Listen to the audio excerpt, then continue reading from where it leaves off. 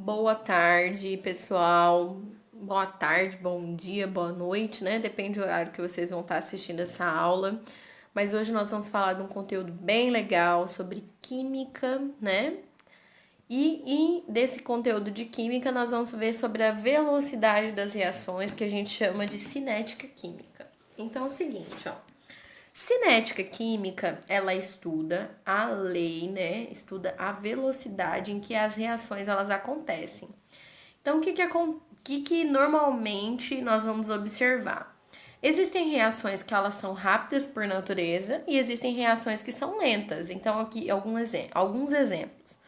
Reações rápidas. Quando você queima uma folha de papel, queima uma madeira, queima um combustível, qualquer tipo de queima é um processo rápido, certo? Ou reações que são consideradas lentas, fermentação, formação de ferrugem, são reações que elas demoram tempo para acontecer. Algumas reações químicas, essa velocidade, ela é natural, ou ela vai ser lenta por natureza, ou ela vai ser rápida por natureza. E nós vamos observar também que por algumas vezes nós vamos ter catalisadores que vão acelerar essa reação. Então é isso que a gente vai estudar na parte conceitual, beleza? Então aqui, ó, falando sobre as reações, nós temos essas reações de alguns tipos. Como assim? Nós vamos trabalhar bastante com gráfico, vocês vão observar nos próximos slides. Então, aqui é o seguinte: existem reações que elas vão ocorrer em apenas uma etapa, tá? Exemplo 1, ó, elementar. O gás hidrogênio com o gás iodo, ele forma o ácido iodrico e ele acontece apenas em uma etapa, é só um caminho de reação. Porém, existem outras reações que nós vamos observar que elas vão ter caminhos de reações diferentes. Então, ó, para formar o óxido nítrico aqui, ó, para formar ele, nós tivemos duas etapas para que ele acontecesse. A etapa número 1 e a etapa número 2, até a gente chegar na equação que a gente chama de equação global ou equação final. Então vamos lá. Existem reações que elas são elementares, elas acontecem em apenas uma fase, uma única etapa. Porém, existem reações que a gente chama de complexas ou não elementares, que elas podem ocorrer em duas ou mais etapas, que é isso que a gente vai diferenciar no próximo slide. Então, aqui, ó. Essa reação, ela é uma reação não elementar. Por quê? Nós temos o caminho em que a reação ela vai acontecer, então os reagentes estão aqui, certo? Aí a reação ela vai começar a acontecer e a gente chama nesse período aqui de EAT, energia de ativação. Vocês vão ver nos próximos slides, tá? Só que aí ela dá uma queda de novo e ela volta a ter de novo uma outra energia de ativação.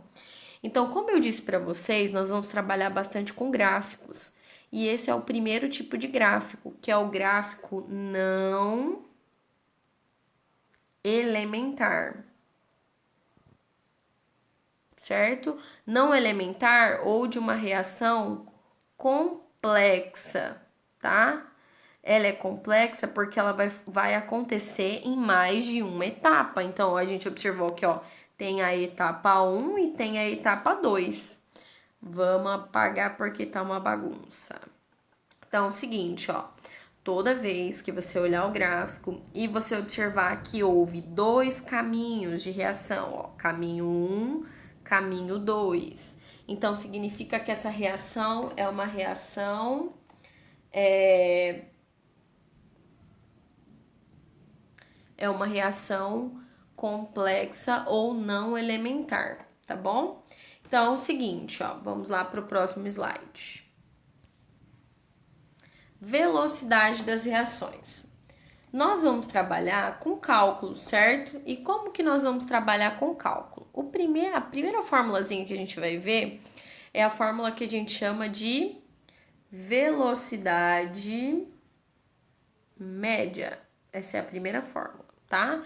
Velocidade média de uma reação. Então, para a velocidade média de uma reação, vai funcionar o seguinte, ó. tem todas essas variações, mas todas essas variações chegam nessa daqui, que é o que a gente vai usar. Velocidade média é igual à variação da concentração dos reagentes em mol por litro dividido pela variação do tempo em segundos. Então é o seguinte, ó, velocidade média vai ser determinada pela variação da concentração dos itens, né, do elemento que ele te fornecer, do determinado produto químico, dividido pela variação do tempo. E normalmente esse tempo a gente vai trabalhar em segundos. Então, a velocidade média vai ser sempre essa formulazinha. Então, é o seguinte, ó. Vamos observar que eu coloquei aqui no slide o termozinho bonitinho de como vai funcionar. Então, ó, M é de massa, N de número de mols, V de volume, C de concentração. Então, como eu falei para vocês, todas essas, até chegar essa ΔC dividido por ΔT, elas representam a mesma coisa, certo? Então, nós vamos ter a variação de concentração. Outra observação importante, essa variação de concentração é molar. Qual é a unidade de medida de concentração molar? Mol por litro, beleza? Então, vai ser a variação da concentração em mol por litro dividido por tempo em segundos. Então, essa é a primeira formulazinha que a gente vai trabalhar quando a gente trata de cinética química. Vamos para a segunda. A segunda fórmula é a lei da velocidade, tá?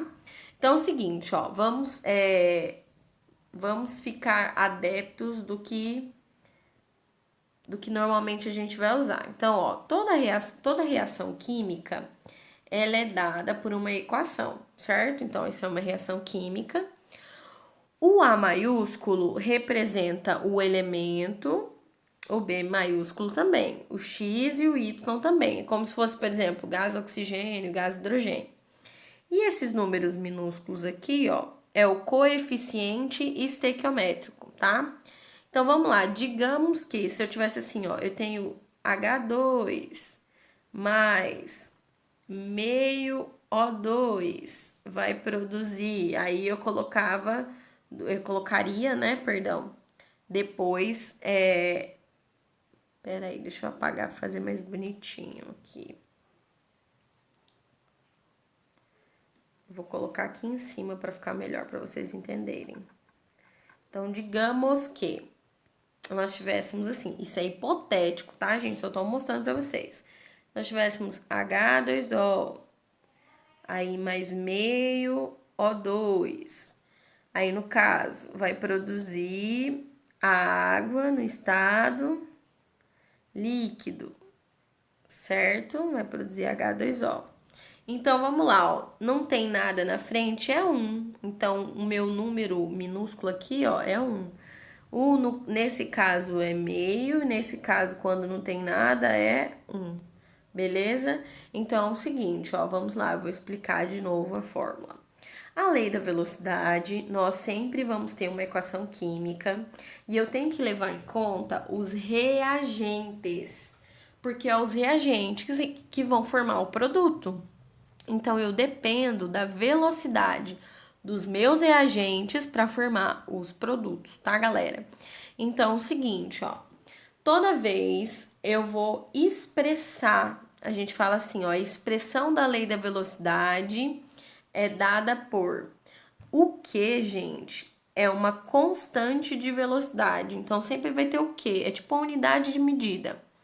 O A e o B, eles representam os reagentes, as concentrações molares dos reagentes. Então, é o seguinte, eu nunca vou pegar o produto, eu vou pegar sempre os meus reagentes, que no caso eu só tinha o Azão e o Bzão.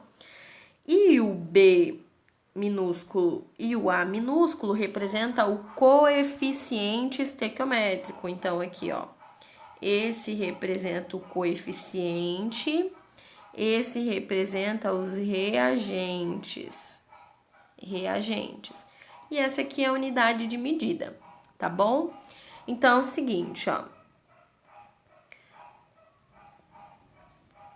a reação ela for elementar, nós vamos falar o seguinte: existem reações químicas, cinética química de primeira ordem, de segunda ordem, de terceira ordem, e isso depende ou vai ser do coeficiente estequiométrico dos seus reagentes, né, quando as reações são elementares, ou quando as reações participam de mais de uma etapa, eles vão depender a gente vai levar em conta sempre o coeficiente da etapa mais lenta.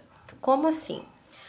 Se for uma reação, por exemplo, igual o H2 e o I2 que formou o ácido iodrico, ele era de uma etapa só, né? Ele era elementar. Se ele era elementar, eu vou considerar o A e o B como os coeficientes estequiométricos, o númerozinho que tá lá na frente. Agora, se fosse aquele segundo exemplo, tá? Eu ia considerar essa reação, eu ia levar em conta o coeficiente da etapa mais lenta para mim classificar essa reação como de primeira ordem, segunda ordem ou terceira ordem. Então, é o seguinte,